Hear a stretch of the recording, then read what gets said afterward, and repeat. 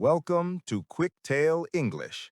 Today's story is one of the world's greatest maritime mysteries, the Flannan Isles Lighthouse Keepers. The Flannan Isles are small islands in Scotland. They are far away from the land. The weather there is always difficult. In 1899, a new lighthouse was built on the island of Islandmore. It was a tall, strong tower. In December 1900, 3 men worked there. They were the lighthouse keepers. They had important jobs. They kept the light burning every night to help the ships. The keepers were experienced. The principal keeper was Thomas Marshall. The second keeper was James Ducat. James Ducat was a quiet man who loved his family. The third keeper was William MacArthur. William was a good keeper, but sometimes he was quick to anger. Life on the island was lonely. The keepers worked for many weeks. Then another crew came to replace them. It was a good job, but it was far from home. On December 15, 1900, the mystery began. A ship called the Hesperus sailed past Islandmore. The captain looked at the island. The lighthouse light was not on. The sea was very rough, but the light was always on. The captain thought this was strange. The captain reported the dark light when he reached the next port, but the weather was bad. No ship could go to Islandmore for many days. The managers in Scotland became worried. Why was the light dark? Finally, on December 26th, the relief ship, also called the Hesperus, arrived. On board was the replacement keeper, Joseph Moore. Joseph knew the men. He was happy to see them. But as the ship came closer, something was wrong. There was no flag flying. The flag was a signal that the keepers were fine. There was no boat waiting. The land was silent. The boat could not land easily because of the high waves. Joseph Moore got into a small rowboat with some sailors. They managed to reach the small western landing. Joseph looked up at the huge tower. It was silent. No one was there to greet them. "Where are they?" he asked. Joseph climbed the steep steps to the lighthouse door. The door was closed. Joseph opened the door. It was unlocked. Joseph walked inside. He stopped. Everything was very strange. In the kitchen, there was food ready for cooking. The table was set for a meal, but the food was untouched. The keepers were not there. "This is not right," thought Joseph. "They never leave food out. They always clean. Where is everyone?" Joseph went up to the main lantern room. The lamp was clean. The oil reservoir was full. The keepers had prepared the light for the night, but they never lit it. The last person to touch the lamp did not finish their job. Joseph went back down to the sleeping quarters. He checked the beds. The beds were made. Everything was clean and tidy. But one chair was overturned.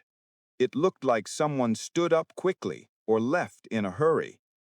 Joseph checked the clothes.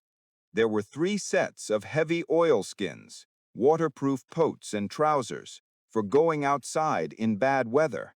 But 1 set of oilskins was missing. The principal keeper, Thomas Marshall, was the only one who had taken his coat. "Why did only 1 man put on his coat?" Joseph asked the captain over the ship's signal lamp. "And where are the other 2? They were experienced men. They never go out in a storm without protection." Joseph found the lighthouse logbook. The logbook had the daily records. He opened it and read the final pages. The records stopped on December 15th. The last entries were very strange.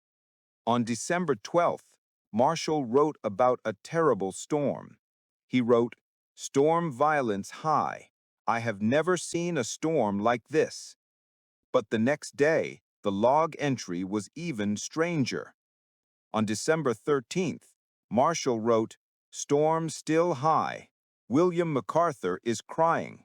He is usually a strong man, but he is crying. James Ducat is silent and seems scared. We are praying." This was very unusual. The keepers were strong men. Why were they so afraid? The final entry was on December 15th. It was only 2 sentences. It said, "Storm ended. Sea is calm. God is good." And then, nothing. The log stopped. A storm that makes a strong man cry and then suddenly disappears? Joseph thought. The log says the storm was terrible on the 13th, but the mainland had no record of a storm that bad on that day. The storm was only on Island Moor. Joseph and the sailors searched the entire island. They searched for the men's bodies. They searched for signs of a boat. They found nothing. It was as if the men disappeared into the air. They found some small damage on the western landing. A railing was bent. A large stone was moved. This suggested a huge wave had hit the island, even though the western landing was high above the sea. The investigation began. The boss of the Northern Lighthouse Board, Robert Moorhead, came to the island. He was a professional man. He looked at the evidence. He had to find an answer. Moorhead studied the clues, the missing oilskins, the untouched food, the overturned chair, and the strange log entries. He developed a theory based on the strange damage on the western landing. Moorhead's theory was simple. A sudden, massive wave, known as a rogue wave, hit the western landing. Ducat and MacArthur saw the wave coming or saw damage to their supplies.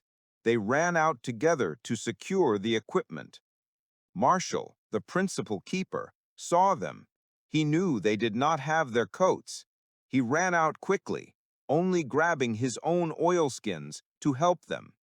The wave came fast and swept all 3 men away into the sea. This was the official answer.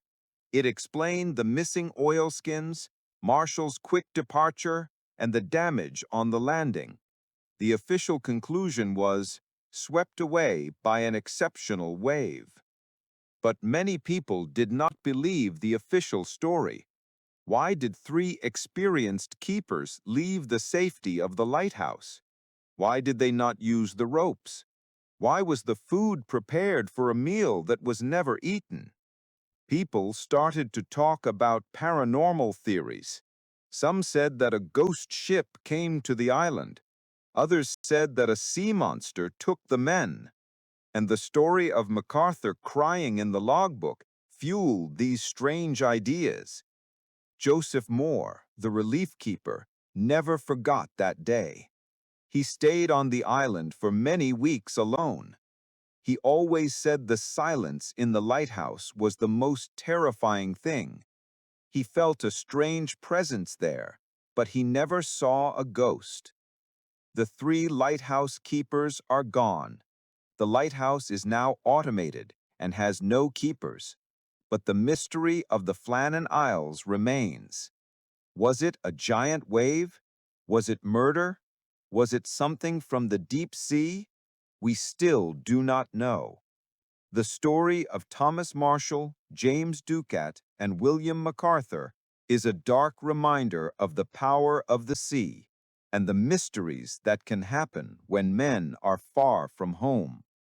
Thank you for joining QuickTale English. Subscribe for more true mysteries and English vocabulary practice. See you next time.